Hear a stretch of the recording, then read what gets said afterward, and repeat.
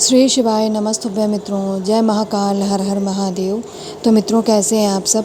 आशा करते हैं आप सब लोग बहुत अच्छे होंगे।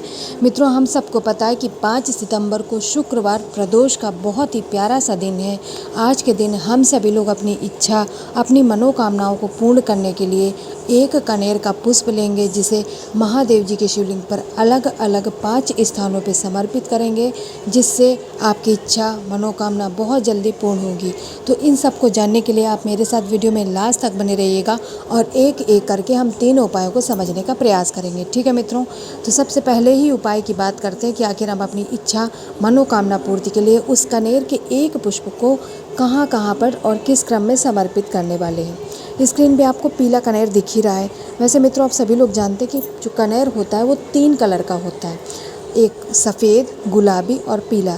लेकिन इन तीनों के बावजूद जो पीला कनेर होता है वही समर्पित किया जाता है, पूजा में इस्तेमाल किया जाता है। बाकी कनेर के पुष्प नहीं चढ़ाए जाते। ऐसा नहीं है कि वर्जित है, लेकिन पीले पुष्प का महत्व सबसे अधिक होता है। तो आज के इस प्रदोष काल की मनोकामना पूर्ति के उपाय में आपको एक पीला कनेर का पुष्प लेना है, ठीक है? और उसे लेकर के महादेव जी के शिवलिंग पे पहुंच जाएंगे।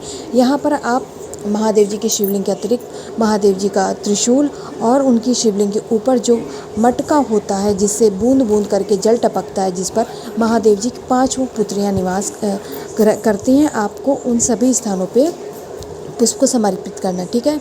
एक बार आपको माता अशोक सुंदरी के स्थान पर, एक बार फिर आपको उस त्रिशूल पे स्पर्श कराना है, फिर जो यही कलश है जिस पे महादेव जी की 5 पुत्रियां निवास करती हैं वहाँ स्पर्श कराएंगे। एक स्थान महादेव जी की शिवलिंग पे माता का हस्त कमल है, जिसे प्यार से कटी भाग भी कहा जाता है, और महादेव जी की शिवलिंग पे है तो 5 विशेष स्थान। लेकिन सबसे महत्वपूर्ण बात है कि आखिर हमारा क्रम क्या होगा, पहले नंबर पर किस पे कहाँ समर्पित करेंगे और अंतिम में कहाँ समर्पित करेंगे। तो एक एक को मैं बता रही हूँ, आप लोग ध्यान से समझिएगा। सबसे पहले नंबर पे आपको कनेर के पुष्प को लेना है और माता अशोक सुंदरी के स्थान पर अपनी इच्छा, अपनी मनोकामना को कहते हुए मात्र स्पर्श कराना है। ठीक है? समर्पित नहीं करना है, केवल स्पर्श करा दीजिएगा। ठीक है? माता अशोक सुंदरी के स्थान पे समर्पित करने के बाद में, स्पर्श कराने के बाद में, आपको इसी पुष्प को जो त्रिशूल है वहाँ पे स्पर्श कराइएगा। तीसरे नंबर पे आपको जो घड़ा है जिससे जल टपकता है वहाँ पे स्पर्श कराएंगे। चौथे नंबर पे माता का हस्त कमल, जिसे कटी भाग भी कहते हैं, वहाँ पे स्पर्श कराएंगे। और 5वें और अंतिम नंबर पर अपनी इच्छा, अपनी मनोकामना को पूर्ण करने का निवेदन करते हुए महादेव जी की शिवलिंग पे समर्पित करके चले आइएगा। अपनी इच्छा मनोकामना को पूर्ण करने का बहुत छोटा ही बहुत अचूक उपाय है, इसे करना नहीं भूलेंगे। और याद रखिएगा, इसे रात्रि के समय यानी शाम टाइम आपको प्रदोष काल में ही करना है। दूसरा उपाय जो हम करने वाले हैं, उससे हमारे घर में जो धन की कमी है वह पूर्ण होगी, यानी माता लक्ष्मी हमारे घर में निवास करेंगी। तो इसके लिए आपको लेने हैं शमी के पत्ते। कितने शमी के पत्ते? आपको यहाँ पर गिन करके शमी के 5 पत्ते ले लेने हैं। मान लीजिए किसी को शमी का पत्ता नहीं मिल पाता है, तो क्या वो उपाय नहीं करेगा? नहीं मित्रों, बिल्कुल करेगा। आप शमी के पत्तों के स्थान पर 9 अक्षत चावल के दानों का भी प्रयोग कर सकते हैं। दोनों में से एक चीज़ लेनी है। इसके साथ ही आज हम सभी लोग प्रदोष काल में हल्दी का प्रयोग नहीं करते हैं, तो उसके स्थान पे आप सभी लोग पीले चंदन का प्रयोग करेंगे। ठीक है? 9 शमी के पत्ते और 9 शमी के पत्ते और थोड़ा सा पीला चंदन आपको एक कटोरी में निकाल लेना है। पहले इस पीले चंदन को डालिएगा, सूखा है तो उसमें जल के कुछ बूंदे डाल करके उसे गाढ़ा गाढ़ा पेस्ट बनाकर जो आपने 9 शमी के पत्ते लिए हैं उसे इसी कटोरी में डाल देंगे। जब आप उसे डाल देंगे तो जब वो चंदन के संपर्क में आएंगे तो वो आपके पत्ते हरे से कैसे हो जाएंगे? पीले हो जाएंगे, है ना मित्रों? तो आपको उतना चंदन डालना है कि आपके जो पत्ते हैं वो हरे से पीले हो जाएं। इतना करने के बाद आप इस पात्र को उठाइएगा जिसमें आपने ये रखे हुए हैं। ठीक है? इस पात्र को उठाएंगे। इसके बाद अब जलाधारी का जलाभिषेक भी करना है, यानी महादेव जी शिव शंभू को मनाना भी है। तो बिना कलश के कैसे उपाय पूर्ण होगा? तो आप लोगों को लेना है तांबे का एक कलश, जिसमें लेंगे हम लोग थोड़ा सा गंगा जल और अपने घर का शुद्ध जल। इतना करने के बाद में आपने जो शमी के पत्ते कटोरी में तैयार किए हैं उस कटोरी को उठा लीजिएगा, इस कलश को उठा लीजिएगा और पहुंच जाएंगे अपने इष्ट, अपने आराध्य भगवान शंकर के शिवलिंग के पास। अब यहाँ शिव शंभू के शिवलिंग के पास पहुंच करके उत्तर दिशा में मुख करके खड़े हो जाइएगा। अब क्या करना है? आपका उपाय क्या है? माता लक्ष्मी को प्रसन्न करने का उपाय। तो जो आपने हरे से पीले पत्ते बनाए हैं, यानी पीले पीले चंदन से तैयार किए हैं, उन पूरे 9 पत्तों को आपको महादेव जी की पिंडी यानी महादेव जी की शिवलिंग पे ऊपर आपको अपनी इच्छा यानी कि माता लक्ष्मी का ध्यान करते हुए, धन की कामना करते हुए समर्पित कर देना, उन्हें चिपका देना है। चिपकाने के बाद में आपको दोनों हाथ जोड़ करके माता लक्ष्मी और महादेव जी से यानी कुंदकेश्वर महादेव जी से आपको अपने घर में धन की कमी को पूर्ण करने का निवेदन करना है। निवेदन और विनती करने के बाद में आप जो जलाधारी के लिए जल लेके गए हैं, उसे इसी समी के पत्ते यानी महादेव जी की शिवलिंग के ऊपर से समर्पित करना है। और कैसे समर्पित करेंगे?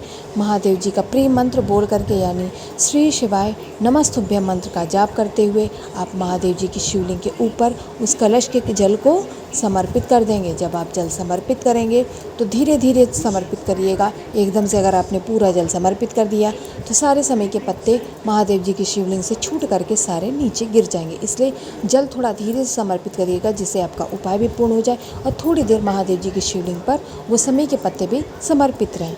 ठीक है मित्रों, तो इस तरीके से जब आप इस उपाय को करेंगे तो कुंदकेश्वर महादेव जी के आशीर्वाद से आपके घर में जो धन की कमी हो रही है वह पूर्ण होगी, यानी आपकी नौकरी में तरक्की मिलेगी, आपके व्यापार में बढ़ोतरी होगी, जिससे आपके घर की धन की कमी पूर्ण हो जाएगी। तो यहाँ पर हम लोगों ने 2 उपायों की बात कर ली है। अब हम करेंगे तीसरे उपाय की बात। उससे पहले आप सभी लोग जल्दी से कर दीजिए वीडियो को लाइक, चैनल को सब्सक्राइब, और जो लोग पहली बार चैनल को आए हैं वो बेल आइकन को दबाना बिल्कुल भी नहीं भूलेंगे। तीसरे उपाय की बात करेंगे, लेकिन उससे पहले आप लोग जान लेते हैं कि आखिर उस उपाय के फ़ायदे क्या हैं। धन की बात कर ली, मनोकामना पूर्ति की बात कर ली।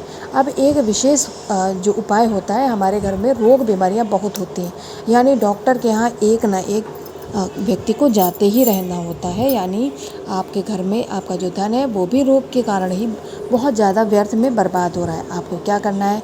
आज शुक्रवार प्रदोष के दिन लेना है एक बेलपत्र। बेलपत्र कहीं से कटी फकी और खंडित नहीं होनी चाहिए, इस बात का आप लोग ध्यान रखेंगे।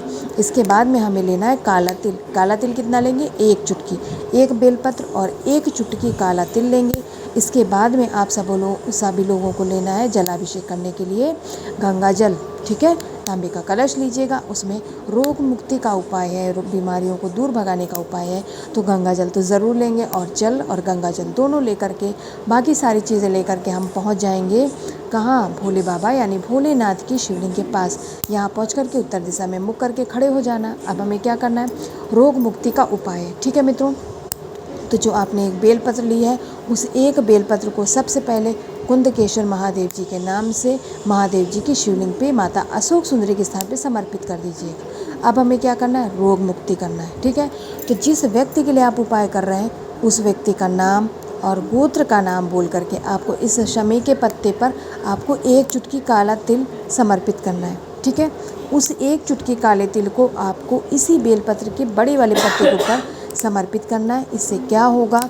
आप जिस व्यक्ति के लिए उपाय कर रहे हैं उस व्यक्ति का नाम और गोत्र का नाम बोलेंगे तो महादेव जी उस व्यक्ति के रोग को ज़रूर ठीक करेंगे, यानी उसे अपना आशीर्वाद प्रदान करेंगे। ठीक है मित्रों, इतना करने के बाद में आप लेके गए हैं 1 लोटा जल, उसे महादेव जी की शिवलिंग के ऊपर लास्ट में सारा करने के बाद यानी निवेदन करने के बाद महादेव जी के शिवलिंग के ऊपर श्री शिवाय नमस्तुभ्यं मंत्र का जाप करते हुए समर्पित कर दीजिएगा। मित्रों, आपके उस इष्ट व्यक्ति का रोग ज़रूर दूर हो जाएगा। बाकी मैंने अपनी तरफ से पूरा प्रयास किया आप लोगों को तीनों उपायों को समझाने का, और मैं आशा करती हूँ यह विशेष उपाय आप सभी लोग समझ गए होंगे। तो जाते जाते कमेंट सेक्शन में महादेव जी का कोई सा भी प्यारा नाम लिखना मत भूलिएगा। मित्रों, महादेव जी का आशीर्वाद सदा आप व आपके परिवार पर ऐसे ही बना रहे। श्री शिवाय नमस्तुभ्यं।